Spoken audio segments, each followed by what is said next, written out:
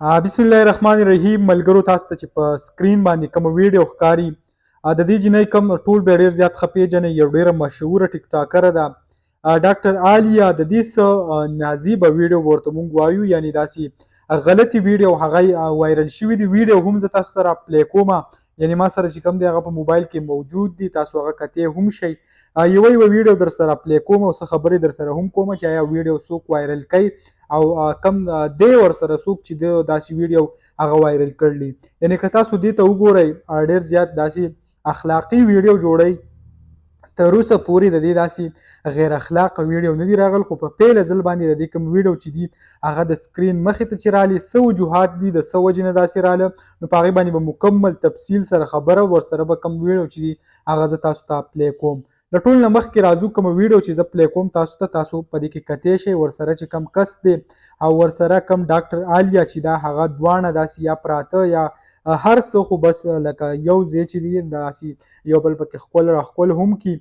کومه ویډیو چې کړی شوې د هغې نه پس په ټیک ټاک باندې د دې علاوه په سوشل میډیا د لارې ډېر زیات داسې رد پې ویلی کېږي چې آیا دې له خو داسې نه دي کول پکار چې داسې قسمه فحش ویډیو هغه جوړوي.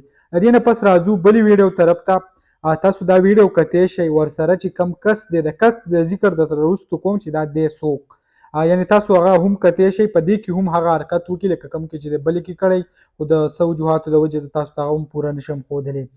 تاسو هغه کتی شئ. د دې ورسره هغه په خندا هغه ویډیو کړې ده، یعنې داسې څه زور زبردستي هېڅ هم نه دي شوي. کومه ویډیو چې تاسو وکته، خو اوس دې له راځو چې دا کم کس چې ورسره دی دا دی څوک، د دې دی څه او آیا واقعي کوم په سوشل میډیا چې مختلف قسمه خبرې کېږي، یعنې څوک وایي بوای فرینډ دی، څوک وایي دا دی دا دی. د دې لکه موږ راشو دې واده کړی او مخکې تقریبا 3 کاله مخکې داسې ویلی کېږي د سوشل میډیا د یو پوسټ مطابق چې 3 کاله مخکې دې واده کړی او د هغه واده کې د دې کم خاوند، یعنې کم خاوند سره چې دې واده کړی هغه د ویډیو کې چې ورسره څوک دی دا کس و. بیا داسې چل شوی د دوی په منځ کې څه اختلافات راغلي دي، د هغه اختلافاتو د نتیجې سببه د دوی په منځ کې طلاق کړی شوي دي او هغه طلاق اخر بیا دې حد ته ورسېده د دوی کوم یو ځای چې اوسېده هغه هر څه یې پرېښوده. بیا د خاوند ولګېدو، یعنې د دې ویډیو چې کوم دی تقریبا دا میاشت 2 کېږي چې په سوشل میډیا خاص طور په ټیک ټاک باندې گردش کوي. دا خاوند یې ولګېدو، د دې دا کوم ویډیو چې ورسره کړی وي هغه یې ریلیز کړي، سوشل میډیا طرف ته یې راویستي، ټیک ټاک طرف ته یې راویستي او په هغې باندې شیر کړي.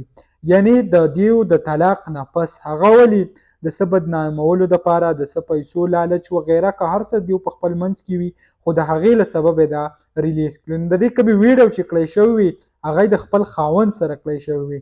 لکه کم خلک چې وله رنګ ورکوي، کم غلط رنګ وله ورکوي، په هغې کې څه حقیقت څه نشته. ویډیو چې کوم دی هغه صرف او صرف د دې د خپل خاوند سره هغه جوړې کړې وي او بیا هغه کوم اوس چې دی خاوند هغه ریلیز کړی وي. نو داسې غلط شک او داسې نور څه هغه پروپیګنډې هغه ترې وباسئ. دغه ویډیو به تاسو سره هم شریک کړه. امید لرم ویډیو به مو خوښه شوي. که ویډیو مو خوښه شوي ویډیو لایک کړئ او که زموږ په چینل نوي یاست چینل سبسکرایب کړئ د داسې نورو ویډیوګانو لپاره.